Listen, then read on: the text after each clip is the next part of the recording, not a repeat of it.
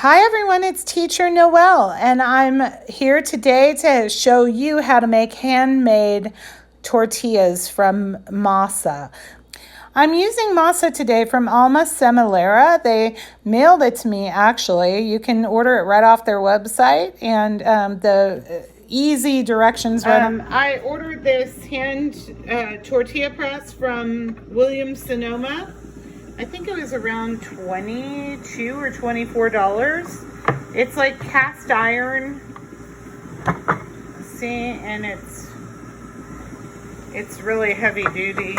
But you just press them in there and then you. So we're looking for a cup of the masa. I'm just getting it out of the bag so I don't spill the bag everywhere, because I tend to be kind of sloppy with these sort of things. Okay, so looking for a cup of masa, and we're going to pour it in our bowl.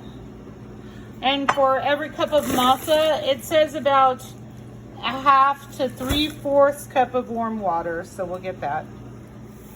So I'm going to start with a half a cup of warm water and see how it goes. I'm going to stir it.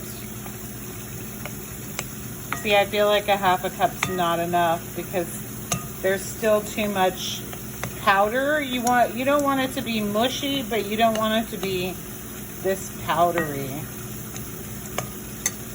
So I'm going to get another 1/4 of a cup. I'm just eyeballing it. That's what happens when you raise 5 kids and been cooking for 30 years. These eyeball things. Also, like temperature checks for babies. Just feel the back of their head. Well, you really shouldn't, but you should use a thermometer.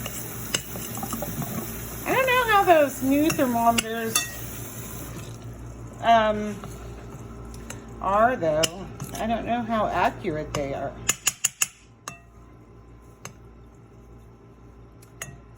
I mean, I guess it's better than nothing, but I still feel like it's a little too powdery. I'm going to add just a couple tablespoons more of the water. Okay.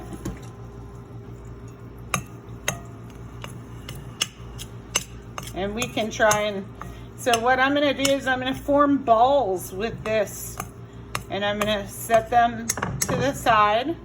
So we'll see what that's like. So I'm just taking them in my clean hands, and it seems to be pressing together pretty well, just with the amount of water I used. And I mean, it is a little, so it's just like you're making a Play-Doh ball. Thing is, if I press it, is it going to break apart like that? So that's why I feel like we just need a little more tad of water. Okay, so now I put a little more tad of water just so they're, but not, like I said, not too mushy at all. But they're not when I press them, they're not really breaking apart. Well, yeah, I think that's gonna be good. So I mean, I have to admit, I'm new to the tortilla making business myself. But like I said, rolling it, hoping, well, sometimes if it breaks apart in the middle, you just kind of squish it together and then go back and roll it. So I've gotten, I've gotten 4 tortillas done. I know, not very many, but like I said, they're so fulfilling. And then I'm down to the rest of this, which I feel like if I was to try and form a ball, it would break apart. So I'm going to add a little bit more water to that, and make sure I don't waste any. I think one of the tricks I'm finding is that you really have to press this dough together to make sure it's all like uniform before you start rolling, because otherwise it'll crack through the middle when you're pressing it on the press.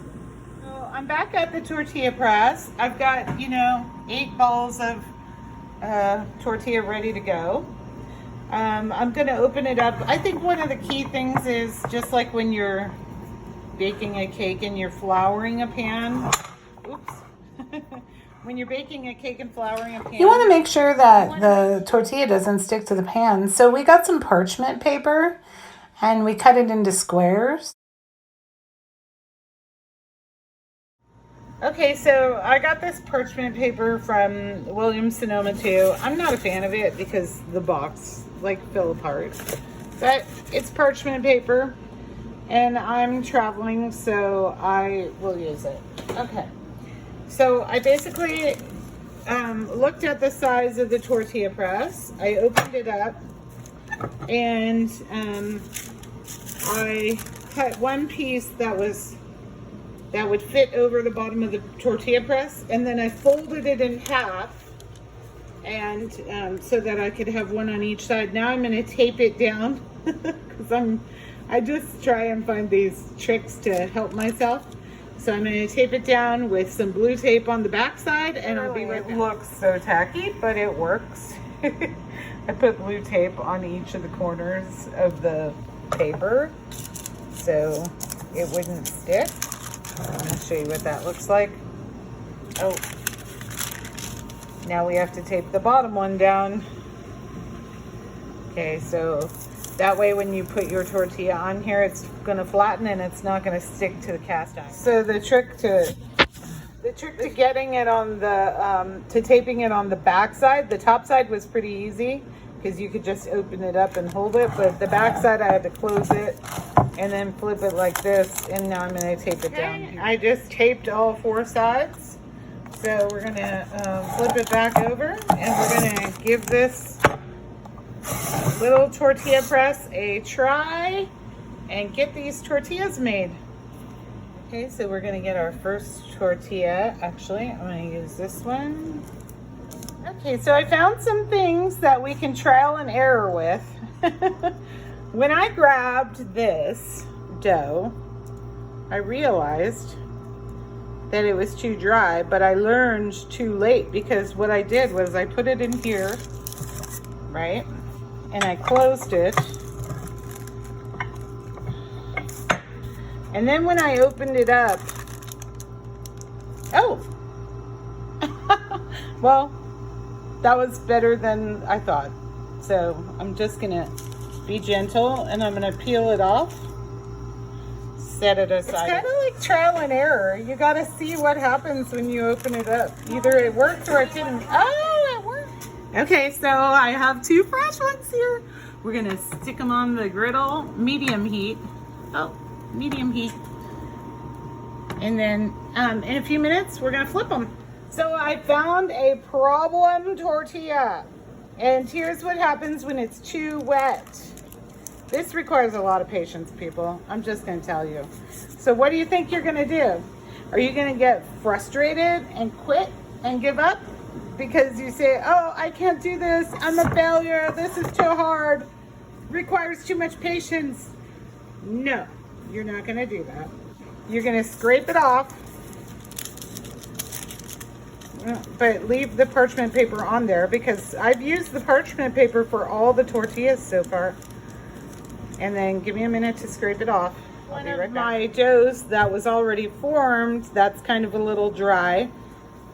And mix those, press those together. That too wet one, because it needs a little more dough, but it doesn't need, you don't need to be putting a bunch of powder on it. I mean, I guess you could, but okay, so I'm gonna try and press that. I put those 2 together because one was really soft, one was really mushy, and I'm gonna see if I have the perfect recipe for a tortilla, and if not, I'm gonna have to think of something else.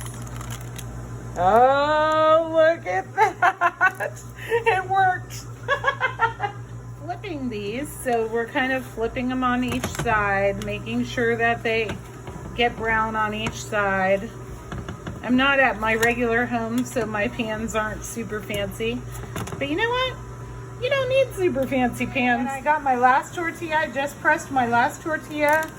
I just gently, okay, this one I could see is going to be really sensitive around the edges, so I'm going to find an edge where I can pull it off. It's because it's extra big.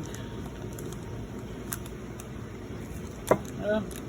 So you gotta push them up. Okay, so it didn't work because, but you know what? Like I said, this is the business of being patient. And some people want to give up at this point, but not me. I want this tortilla. We can use it for lunch. I'm not gonna give this tortilla up.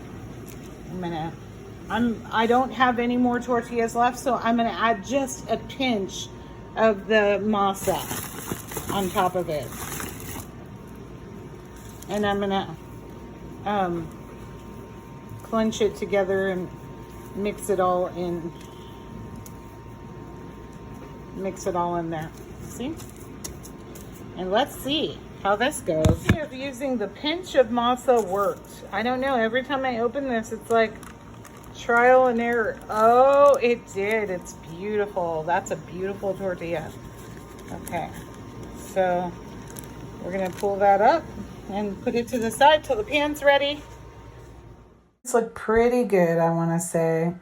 I'm actually really proud of the work we did here today. And we're going to take these and make them into breakfast tacos this morning. You can make breakfast tacos with all different things. It's one of my favorite breakfasts. Black beans, sour cream, avocado, salsa, you name it. You add it to your breakfast tacos on your handmade tortillas. And, you know, who needs a restaurant? This is better than a restaurant.